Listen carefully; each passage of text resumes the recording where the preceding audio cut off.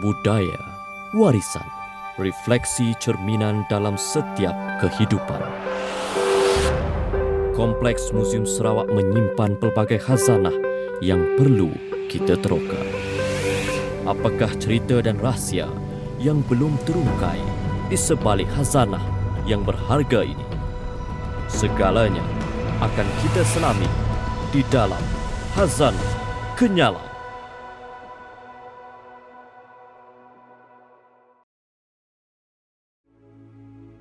Topeng merupakan satu budaya universal. Sarawak tidak terkecuali dari meraihkan budaya ini. Ini adalah topeng ketupang.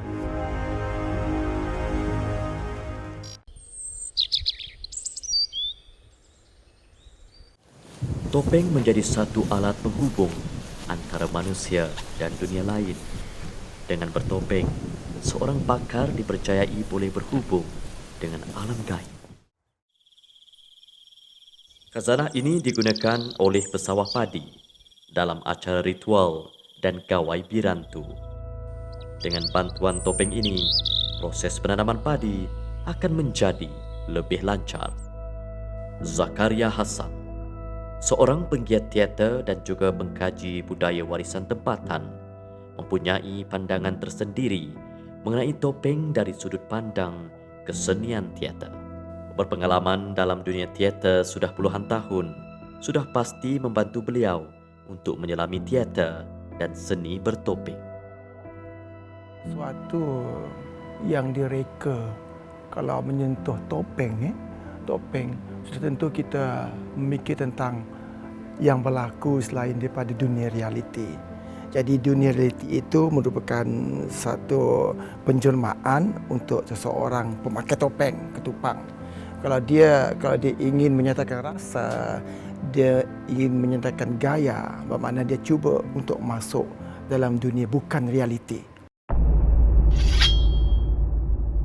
Perkara ini juga disokong oleh Dr. Rosdin Subuh dari Universiti Malaya. Beliau yang kini banyak menjalankan kajian lakonan seni persembahan di Asia Tenggara. Selain itu, beliau juga mempunyai pandangan yang menarik berkaitan budaya bertopeng dan juga aspek lakonan di dalamnya. Pelakon dalam seni persembahan, dalam upacara ritual ni harus pandai mengawal keadaan itu. So biasanya ada gerakan-gerakan yang dikoreograf yang dikenal pasti semasa trans tu oleh pelakon ataupun bomoh ni.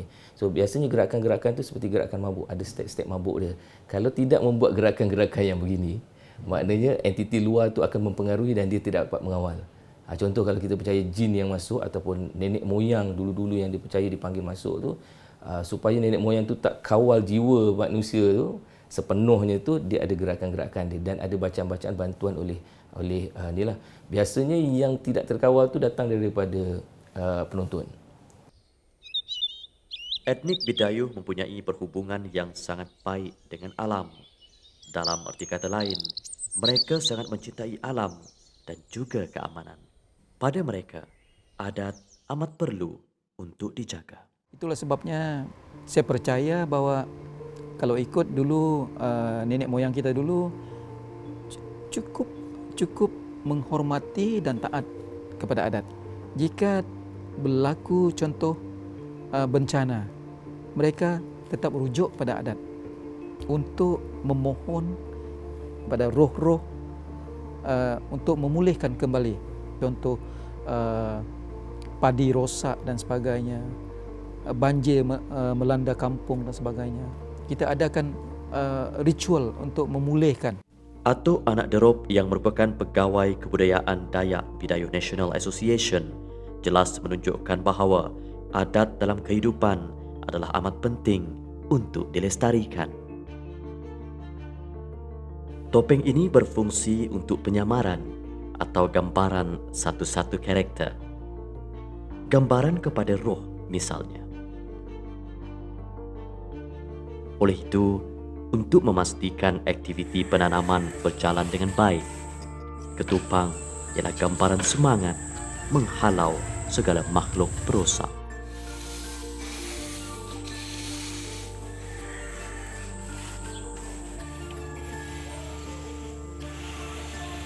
untuk mententeramkan mereka supaya mereka akan menjaga kampung, menjaga masyarakat, menjaga ketenteraman, menjaga dari segi tanaman kita supaya tanaman kita tidak rosak, agar semua masyarakat di dalam suatu kelompok tersebut yang mengamalkan adat itu, mereka akan terus percaya bahawa roh ini ada di sekeliling mereka. Terdapat kekeliruan sebutan kepada objek budaya ini, memandangkan etnik Bidayuh memanggil objek budaya ini sebagai Kitupeng bagi Bidayuh Serian, Tupeng bagi Bidayuh Biatah atau Bakar, dan Dupeng untuk beberapa dialek etnik di Kalimantan Barat. Untuk itu, kata Ketupeng atau Dupeng ialah istilah paling tepat merujuk kepada topeng ini sebagai mewakili topeng dalam bahasa Bidayuh. Topeng ni ada dua kategori lah. Satu kategori yang ritual, satu kategori yang untuk khas untuk permainan, untuk hiburan. Okey, yang biasa topeng yang ritual disimpan lama atas dasar keturunan ni, sama ada topeng yang merujuk kepada nenek moyang. Sebab dalam upacara ritual tu ada watak-watak yang nak ditunjukkan melalui topeng tu. Jenis-jenis dua topeng dalam ritual ni biasanya disimpan lama, biasanya diperasapkan, biasanya menggunakan material-material yang lama. Contohnya kalau rambut topeng tu rambut yang sebenar, kulit kepala topeng tu kulit orang yang sebenar disimpan. Jadi bila upacara ritual tu dia menggunakan topeng sebagai satu medium untuk memanggil unsur luar tu masuk ke dalam orang yang berada di sekeliling yang telah dikenal pasti boleh melakukannya. Topeng ketupang ini diperolehi oleh Muzium Sarawak pada tahun 1970. Topeng Bidayuh ini mempunyai asas warna kapur putih. Bentuknya cempung sehingga dapat disesuaikan dengan wajah pemakai. Mulut sedikit terbuka tanpa gigi, dahi menonjol, dan bahagian mata dilubangkan. Ciri yang paling utama dan ketara ialah memanjang dan mempunyai hidung mancung. Dr. Elena, pensyarah dari UNIMAS juga, ada menyatakan bahawa budaya bertopeng ini mempunyai sejarah tersendiri dan bagaimana masyarakat ini membawa budaya ini pada satu masa dahulu. Kepercayaan topeng ini sudah lama dah ya. Dari mula kaum Dayak ya, berhijrah dari Kapuas, dari Mahakam ya, di seberang Kalimantan ya. Mereka membawa ya kepercayaan terhadap topeng ini bersama mereka. Benda ini sudah wujud sebelum adanya agama. Jadi ini adalah adat lama mereka kata ya. Kepercayaan kepada bomo, pawang dukun ini adalah disebabkan untuk tackle ya this kind of kuasa lain lah. Keunikan kesenian bertopeng Bidayuh yang berwarna putih ini perlu sentiasa dikaji dari aspek kesenian. Dari sinilah kita membantu melestarikan kesenian dan budaya warisan etnik. Peranan Muzium Sarawak sebagai pusat koleksi dan kajian amat membantu supaya anak cucu kita dapat melihat seni budaya unik ini.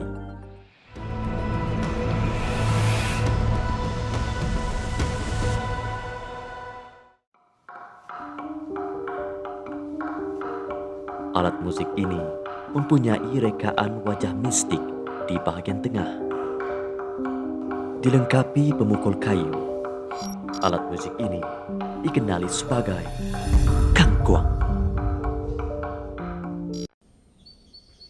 Gendang ini dibuat oleh etnik Maloh dari Sungai Kapuas Atas dari Kampung Siut dan Lunsa.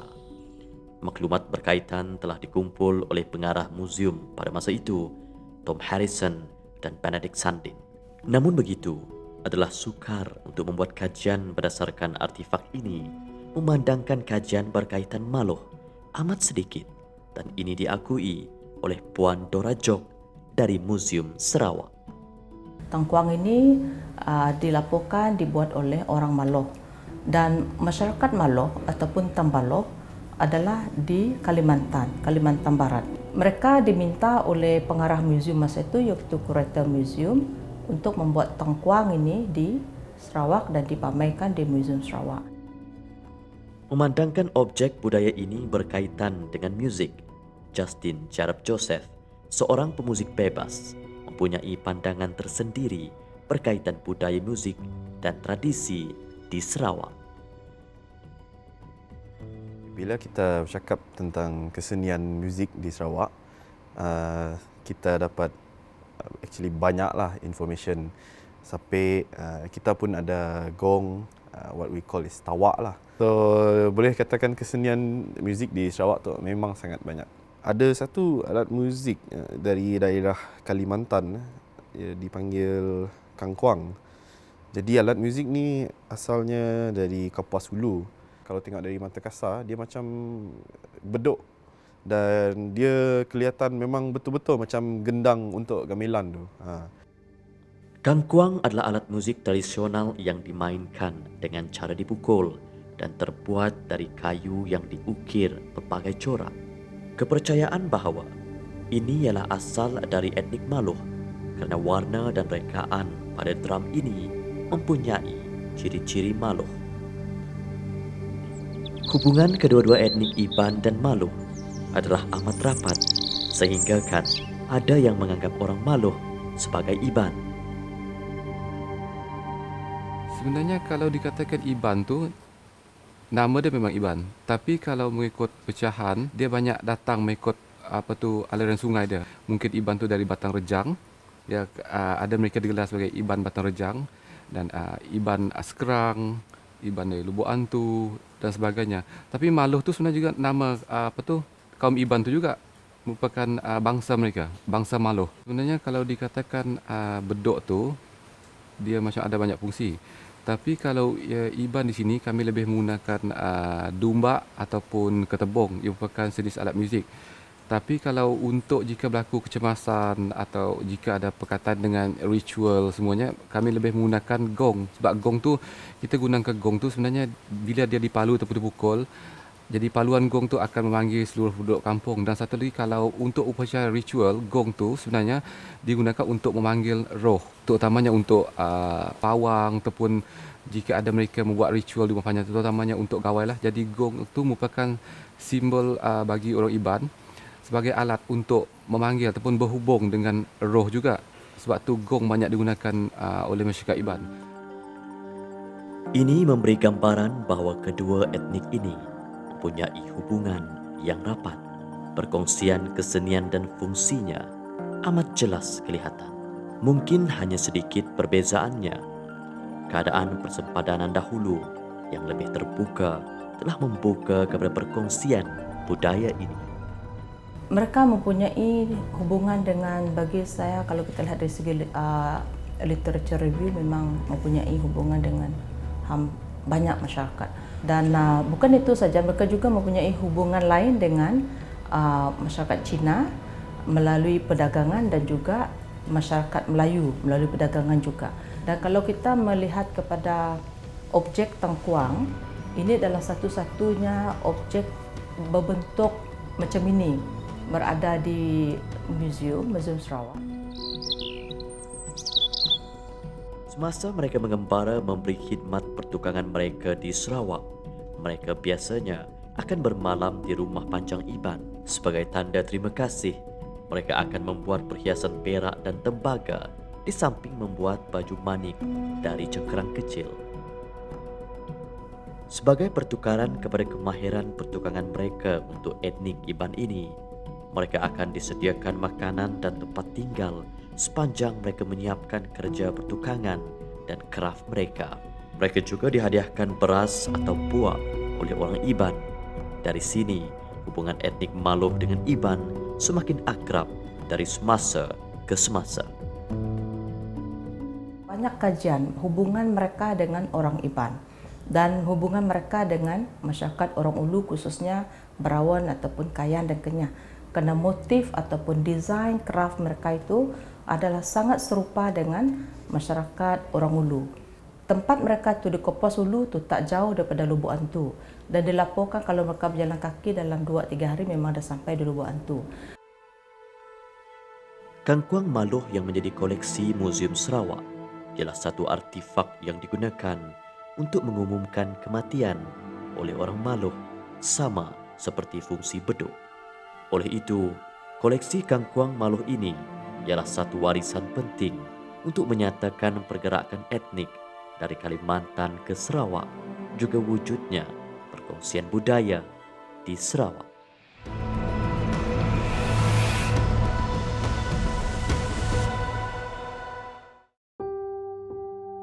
Artifak ini telah diperolehi dari Kampung Sebandi Lundu dari Encik Puncai Anak Kasam, berketinggian 103 cm dan mempunyai lebar 222 cm dan panjangnya 37 cm.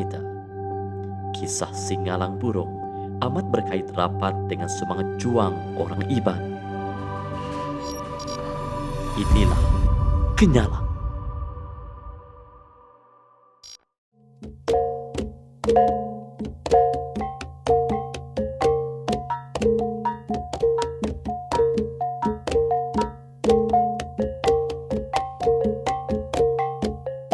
Sama seperti Puak Kumbu, setiap etnik Iban mempunyai identiti tersendiri untuk kesenian Kenyalang ini. Paruh Kenyalang Baleh dikatakan lebih panjang berbanding etnik Iban di kawasan lain. Iban mempunyai sejarah tersendiri. Mereka ialah pengembara dan mahir dalam ilmu hutan. Oleh itu, mereka tidak pernah gentar dengan cabaran. Kedatangan kaum Iban ni ada yang mengatakan perpindahan dari Kalimantan, Indonesia. Kebanyakannya memang ada persamaan dengan Dayak di sana, terutamanya Iban ataupun bila ada suku kaum Dayak lain. Dulu dia orang datang ke Sarawak ni, dia orang explore kawasan. Maknanya dia yang dikatakan adat berjalai. Dia explore kawasan, lepas tu dia pindah dan menetap di suatu kawasan tu. Dan jika ada macam berlaku pergaduhan di antara kaum itu sendiri ataupun kaum lain, mereka akan meluaskan kawasan tu, maknanya jajahan tu tadilah. Tak memilih mangsa sebenarnya ataupun musuh, sebab tu dah dalam badan lagi dia orang sebagai pahlawan, kan. Dia memang tak have no fear against the enemy. Lepas tu cakap, jangan kacau kita orang, kalau kami tak kacau you, jangan kacau, kalau kacau habislah. Dia ada two types of head hunting. Satu kayau anak, satu kayau besai. Besai ni dalam bahasa kita besar. Dalam Melayu besar lah, besar itu besar. Kayau besar ini, atau kayau besar ni kayau perang. Dia akan pergi berperang menggunakan perut panjang lebih daripada kadang beratus sampai 1000 ke in one group, satu kawasan untuk menyerang satu kaum ataupun bangsa lain. Itu kayau besar. Okey. Kayau mid atau kayau itu tadi kayau anak. Yang itu bahaya sikit. Kenapa? Sebab dia tak banyak. Maybe 2-3 orang je yang pergi. Yang paling hebat lah ataupun the best headhunter kat rumah panjang tu.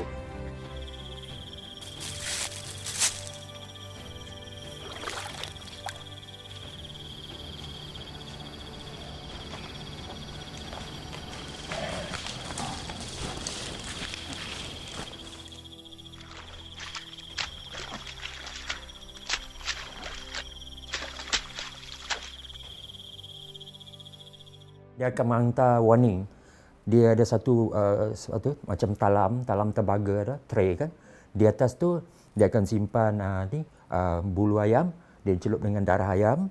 Lepas tu dia ada buat satu macam seutas rotan, dia akan buat simpul. Kalau simpul tu dia buat 7 simpul, 7 hari bersedia. Kita akan datang dalam 7 hari. Kalau 3, in 3 days time kita akan menyerang. Oleh itu, tujuan dan asal-usul kehadiran kepercayaan Kenyalang ini perlulah diketahui kerana ini amat berkait rapat dengan kisah Dewa Perang Singalang Burung.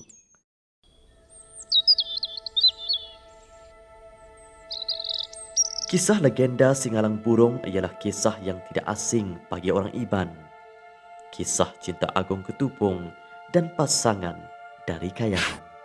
Menurut kepercayaan, Ketupung menemui seorang gadis cantik bernama Incin yang bakal menjadi istrinya di hutan. Kasihan melihat keadaan gadis itu cedera disumpit, dia memutuskan untuk membawa Incin itu pulang ke rumah untuk dipulihkan.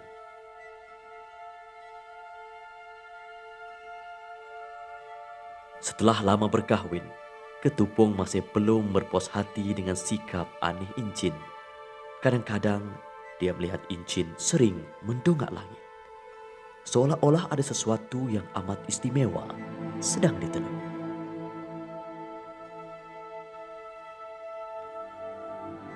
Kasihan melihat suami yang semakin gelisah demi kasih dan cinta. Incin membuka rahasia yang selama ini terkunci rapi. Incin bukanlah insan biasa, putri kepada dewa kayangan, dewa Singalang Burung. Kerana itulah dia sering merenung langit, merindui keluarga kayangan. Demi cinta, Ketupung memberi restu kepada Incin bertemu kembali dengan ayahanda tercinta. Itulah hari terakhir mereka bersua.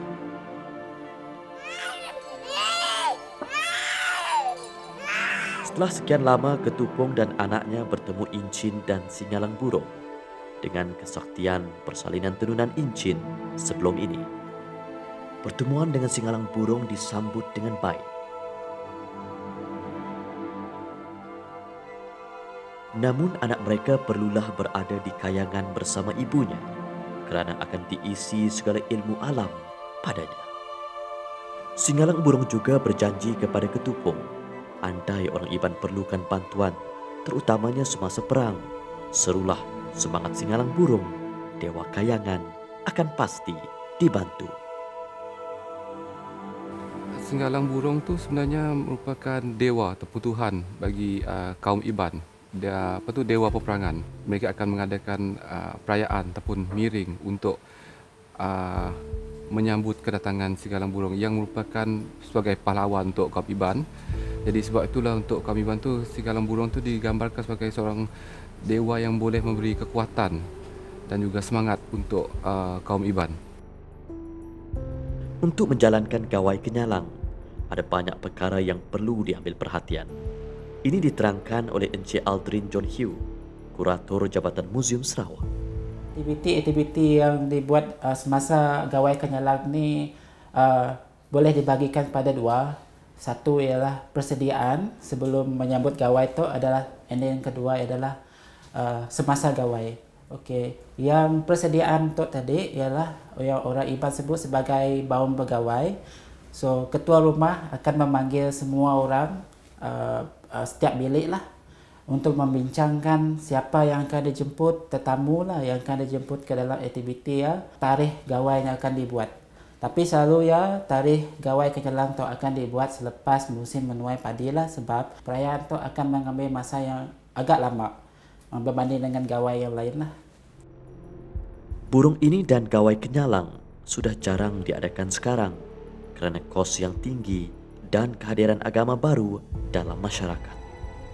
Namun begitu, semangat Singalang Burung masih tersemat dalam jiwa etnik Iban.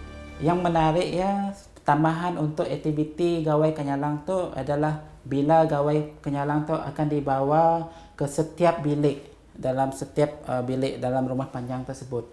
Setiap daripada mereka akan meletakkan duit, bahan-bahan, objek ataupun antin-antin, dan mereka akan letak dalam patung kenyalang tersebut sebagai tanda penerimaan mereka kepada Tuhan Singalang Burung lah. So semakin cantik, semakin kompleks yang mereka buat tu adalah semakin baguslah, sebab itu menandakan keikhlasan mereka dan petara akan tahulah. Orang dari luar mereka akan melihat juga patung tersebut.